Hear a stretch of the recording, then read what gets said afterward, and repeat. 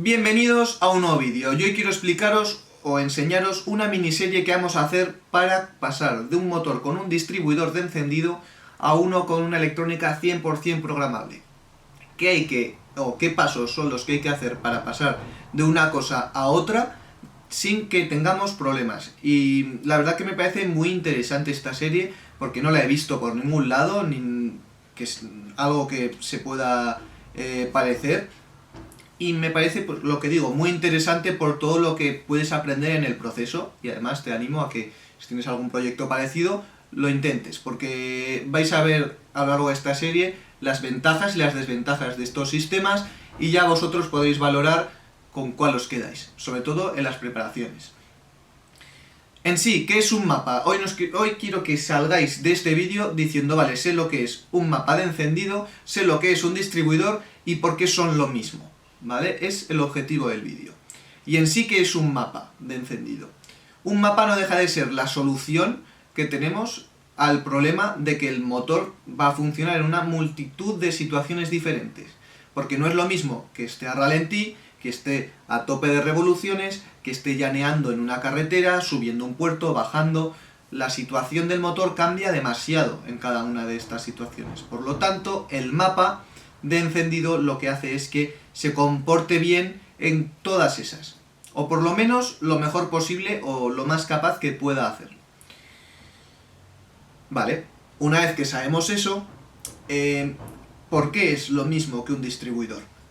Porque un distribuidor gestiona lo que es la chispa del motor, decide a qué cilindro va en cada momento y en su momento, ¿vale? Que es muy importante, en su momento. Ya he hecho una serie y ya he explicado un poco qué eran los avances de encendido, pero para hacerlo muy rápido, el avance estático es el avance que le damos siempre al motor cuando lo ponemos a punto para suplir el tiempo que tarda la chispa en encender la gasolina y que esa explosión sea fuerte para enviar el pistón hacia abajo. Por eso siempre hay que hacerlo un poquitín antes de que llegue el pistón arriba y así, pues, cuando está arriba la explosión es fuerte y lo envía de nuevo hacia abajo. Hasta ahí bien. El avance por revoluciones es el más fácil de entender porque si tenemos X tiempo entre que el pistón está abajo y está arriba y tarda en llegar, si subimos las revoluciones ese tiempo disminuye, por lo tanto hay que dar más avance para que la chispa suceda antes y lo dicho, cuando el pistón esté arriba la explosión sea fuerte. El avance por carga quizás es el más difícil de entender y no lo llegué a explicar bien en su momento y lo voy a hacer ahora. El avance por vacío depende de la demanda que esté teniendo el motor en ese momento. ¿Cómo funciona? ¿Vale? Porque a veces puede parecer contraintuitivo. Tenemos más vacío o mayor depresión cuando la mariposa está cerrada que cuando está abierta. Y esto es porque al haber menos espacio por donde puede pasar el aire hacia el pistón y llenarse en la etapa de admisión, lo fuerza a bajar con menos presión, porque es depresión, es succión. Por otro lado, cuando está la mariposa completamente abierta, como hay más paso de aire, en sí hay más sección, lo que es la presión es menor. Cuando vemos un mapa de encendido, nos vamos a dar cuenta que cuanto más cerrada esté la mariposa, más avance tenemos. Que lo lógico sería decir, cuanto más abras y más quieras correr, más avance tienes. Pues es al revés, simplemente porque la velocidad de combustión de la mezcla, cuando hay mayor depresión, es una combustión más lenta y entonces se tiene que compensar con mayor avance. Sin embargo, cuando tenemos todo el aire que queremos, la mezcla es 100% homogénea y tal, se puede tener un avance menor porque la explosión sucede sin problemas, ¿vale? Espero que se haya entendido. Ahora que hemos hablado de los tipos de avance, vamos a centrarnos en el distribuidor. ¿Y por qué es el distribuidor un mapa encendido? En sí, las partes que tiene un distribuidor son muy simples. Tenemos un eje que gira a la misma velocidad que el árbol de levas y a ese eje está conectado, vamos a llamarlo, como 4 puntales, un rotor que tiene 4 puntales que envían señal, que envían su posición, digamos, dónde está, ¿vale? Vamos a llamarlo así. Por otro lado, tenemos en su extremo más alto, donde va el dedo del distribuidor, que junto con la tapa envían el cilindro que necesita la chispa en su momento. Y ojo, la envían solo al cilindro que la necesita, a ninguno más. Por otro lado, en lo que es el propio distribuidor tenemos otras piezas que son las que se encargan de los avances de encendido. Y para comenzar os voy a explicar el avance de carga, el avance de vacío, porque las partes en sí que tiene son, si ya os he dicho que en el eje del distribuidor tenemos como una especie de rotor con 4 puntas que envían señal, en lo que sería la carcasa del distribuidor nos vamos a encontrar 4 puntas de detección, ¿vale? Estas puntas que envían señal y reciben la señal, lo que hacen es que cuando se alinean, dan el ok para que salte la chispa de la bujía. Entonces, digamos que ahora ya podéis entender que estos dos elementos trabajan entre sí para que la chispa suceda. ¿Por qué están en el sistema de avance de vacío? Pues muy sencillo. Como en función de la carga que tengamos en el motor hay que avanzar o retrasar, lo que se hace es, con este pulmón de vacío y este vacío, es desplazar la posición de estas 4 puntas de detección, y así mientras el motor está funcionando, si movemos hacia adelante o hacia detrás esta posición de los detectores, la chispa sucede antes o después.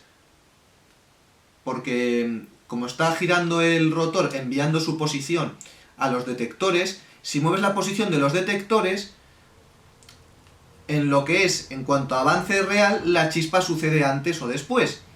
Y ya está. Con eso ya tenemos el sistema de avance de carga. No hay que entender nada más. Pero digamos que eso, el propio vacío desplaza en la carcasa los sensores de detección y nos hace que la chispa sea antes o después. Vale. Ahora el avance de revoluciones. El avance de revoluciones son unos contrapesos que están unidos al propio eje del distribuidor y que giran a la misma velocidad también del árbol de levas. Conforme va aumentando el régimen de giro, por la propia masa de estos contrapesos van a querer abrirse y salirse hacia afuera. Pero tenemos unos muelles que evitan esto, que salgan disparados. Pero al evitarlo, desplazan un poco hacia atrás lo que es el rotor con los puntales que envían señal, ¿vale? Esto es muy importante porque no afecta al eje del distribuidor, solo afecta a el rotor que trabaja con los detectores. ¿Esto qué nos da como resultado? Que al aumentar las revoluciones se nos avance, ya está, que era el problema que teníamos con las revoluciones. Y también, ¿qué ventaja tenemos aquí? Que si movemos el rotor en función de las revoluciones, si movemos el estator o los sensores de recepción según el vacío, podemos hacer que en todo rango de revoluciones del motor y en todo rango de presiones que tiene el motor, el avance se nos vaya modificando.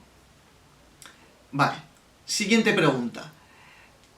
¿Cuánto está bien que se adelante, se retrase el encendido por revoluciones, por carga? ¿Cómo funciona eso? Cada distribuidor es un mapa único de encendido. En el CVH, con el distribuidor que lleva, como tiene X peso, sus contrapesos, y tiene X pulmón de vacío, tiene X gestión de avance, que obviamente ha sido estudiada en el diseño del distribuidor para que sea el que quieren en el motor, ¿vale? Es decir, primero se diseña lo que es el mapa de encendido y luego se crea la pieza mecánica que cumpla con esos requisitos. Y ya está. Por eso el distribuidor de un Marbella va a ser diferente al de un Fiesta, al de una 4L. Cada distribuidor va a tener su mapa distinto. ¡Wow! Ahora ya creo que el objetivo del vídeo está cumplido. Yo creo que se ha podido llegar a entender por qué. O por qué sí. Por qué un mapa de encendido es un distribuidor. Y ahora la siguiente pregunta. En el vídeo de las culatas dije que podías modificar el avance. Sí. Porque tú juegas con el estático, juegas de la base, desde donde se parte.